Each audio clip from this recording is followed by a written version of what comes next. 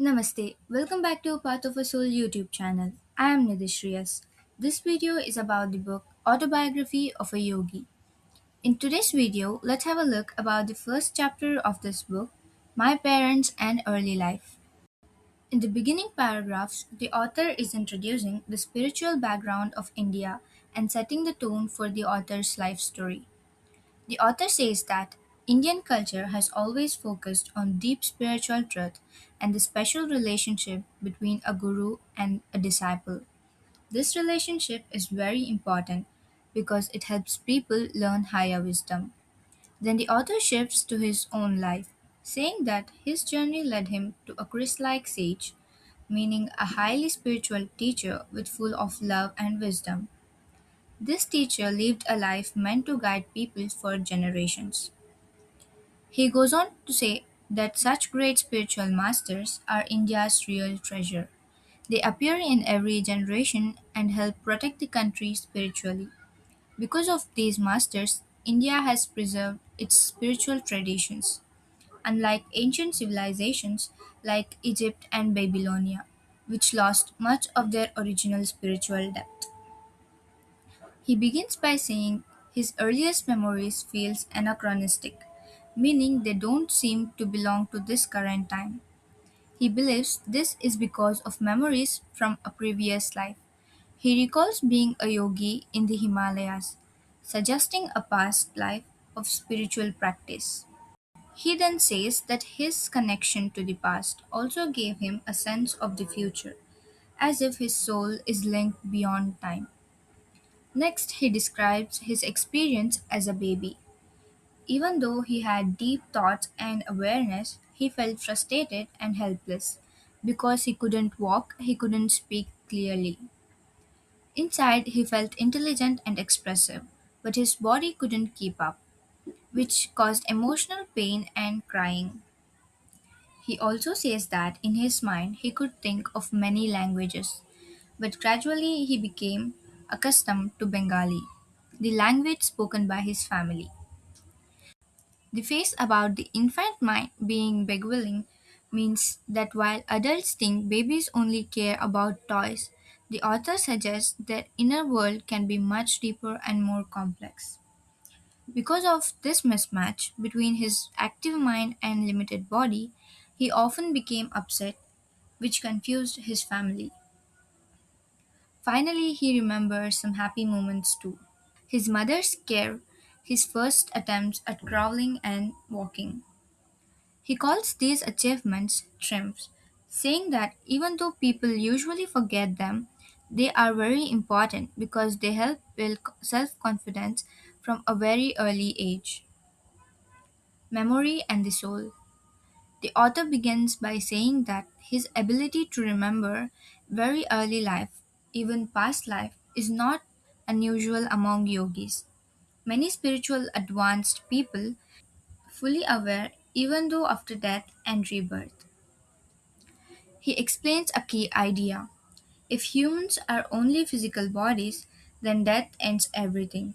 But if humans are actually souls, then it makes sense that some people can remember early life or even past lives.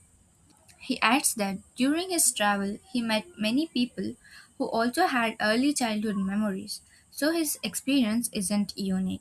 Birth and family background. He then gives personal details. He was born on January 5th, 1893 in Gokpur. He lived there for first 8 years. Came from a large family of 8 children, 4 boys and 4 girls.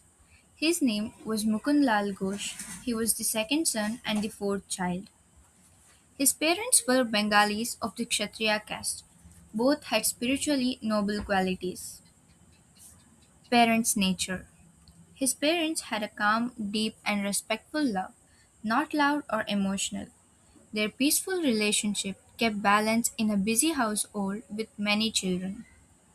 Father, serious, disciplined, intelligent man, a mathematician and a logical thinker, loved by children, but they also had a respectful distance. Mother, very loving and warm, taught the children about love and kindness. Mother's teaching style. His mother educated them using stories from Ramayana and Mahabharata. She used these stories to teach lessons and correct their behavior. So discipline and learning went together, sometimes strict but always meaningful. Respect for the father. The author says that every afternoon his mother would dress the children neatly to welcome the father home. This shows respect for the father and discipline and good family values.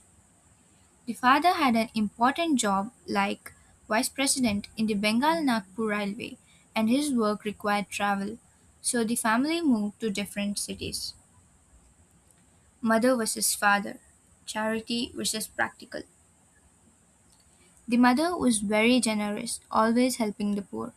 The father was also kind, but more practical and disciplined with money.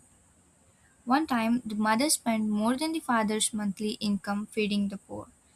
The father gently asked her to limit her charity responsibly. Small conflict between parents. The mother felt hurt even by mild criticism. She dramatically said she would leave for her mother's home. The children became upset and started crying. Then a relative came and advised the father. The father spoke kindly and calmed the situation. The mother changed her mind and stayed. This was the only disagreement that author remembers, showing this relationship was mostly peaceful. The 10 rupees lesson. Another important incident shows their different thinking. A poor woman needed help. The mother asked the father for 10 rupees. The father said 1 rupee is enough and explained his past. He shared that after losing his parents, he experienced poverty. Once he struggled so much that he just asked for 1 rupee but was refused. That refusal stayed painful in his memory. Mother's emotional wisdom. The mother replied, "Do you want this woman to feel the same pain you felt when you were refused?" This touched the father emotionally. He realized her point and gave the 10 rupees and asked her to give it to her with his good wishes.